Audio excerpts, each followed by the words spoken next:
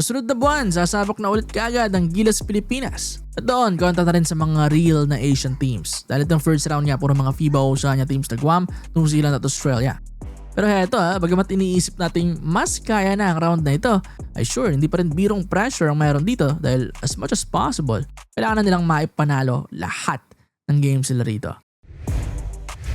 Jordan, Iran at Syria nga ang mga next na makakalaban ng Gilas Pilipinas, mga teams mula sa Group C. Carry over ang mga record nila ng first round kaya yan, out of 6 teams, ikalawa nga sa kulelat ang Pilipinas. Australia 6-0, Iran at Jordan 5-1, New Zealand 4-2, Gilas at Syria 2-4. Sa unang tingin pa lang na masasabi ng hindi magandang situation to para sa Gilas dahil sila nga ang maghahabol sa second round. Tapos top 3 lang din sure na magka-qualify sa World Cup. Tapos yung 4th place, hindi pa sigurado dahil i-compare pa yun sa katapat nilang 4th place sa kabila kung sino ang best. Pero ito naman ang medyo okay sa situation natin. Ang Iran, Jordan at Syria naman ang kakalaban sa Australia at New Zealand. Tapos pangatlo tayo. At we can say na against Boomers at Tall Blacks, lahat ng Group C teams dehado sa matchup na yon.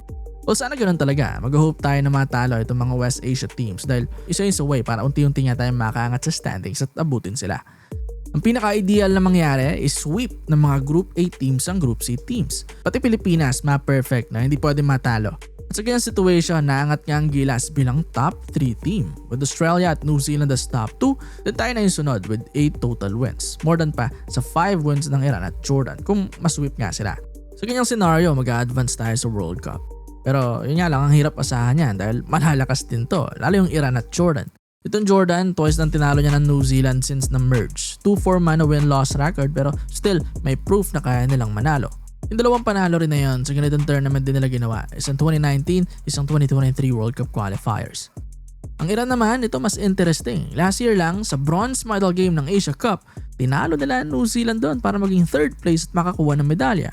Tapos kontra Australia naman, sila pa ang huling team na tumalo sa Boomers dito sa FIBA Asia since sumali sila. 2019 pa yon, yes, pero still, kinaya nila. Tapos as we speak din, ngayon, lakas pa rin yung Iran kahit new era na yung team nila. In Jordan, palag din, lakas din yan. 1-1 nga sila kontra Iran nitong first round. Tapos si Rondae Hollis Jefferson, pabalik na rin yan mula injury. Hindi man sure kung lalaro siya sa qualifiers pero scary yun kung sakali. Syria naman, ito may naturalized player na ang lakas. Dati binabata-bata lang natin, pero ayan, Iraq pa nga yung nalaglag sa group nila. Paano ba naman sa 2-0 na yon? 34 points at 27 points ang ginawa ni McGill. Big time numbers din talaga. Tapos yung mga locals pa nila improving din.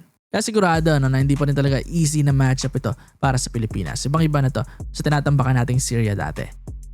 Sa capability ng mga Group C teams na ito, hindi talaga hawak ng Gilas Pilipinas ang kapalaran nila. Lalo yung Iran at Jordan na mga may tira talaga yan, especially sa New Zealand, lalo pag nakachempo sila na vulnerable ang squad ng Tall Blacks. Kaya aasa rin tayo na maghahabol at mag-sure din itong Tall Blacks. Sana mag-all out sila. With the goal din na mag-qualify sa World Cup dahil for sure gusto rin naman nila maglaro ron. Yan sila Webster Bros at iba pa nilang players. Kaya sana full power sila dyan sa second round, lalo kontra Iran at Jordan na kailangan ma-sweep nila. Australia ganun din, hopeful din tayo na i-dominate nila yung lahat. Pero sana pag sure na sila sa World Cup, sana hindi pa rin sila magpabaya para ma-prevent na manalo itong Iran o Jordan dahil big na big din yun na impact para sa chances natin. And most importantly, itong mga games din ng Gilas Pilipinas, ito yung hawak natin na side.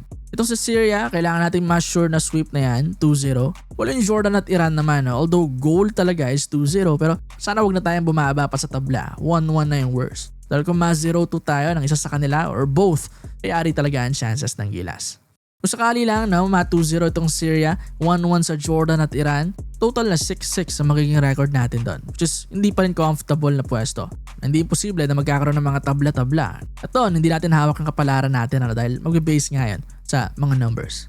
Kaya naman as much as possible, huwag talaga tayo magpatalo dito sa second round dahil bawat talo nga na makukuha ron ay sobrang costly. Kaya sana, tumodo na rin talaga ang Gilas Pilipinas this round. Maglaro na si Kai Soto kung maaari, si QMB, nakapagdagdag ng shooting, mas mahabang training time, mahabang preparation, di ba, sa coming windows. Kailangan wala na talaga halos butas sa team na pagsabak sa bawat games natin. Bawal na putyo-putyo dahil bawal nga magkamali.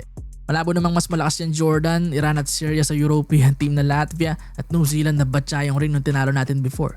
Kaya kung sakaya yan ng Pilipinas na manalo dyan at mag-qualify. Pero yun nga, kung mag-show up tayo bilang isang complete at well-prepared na Gilas team.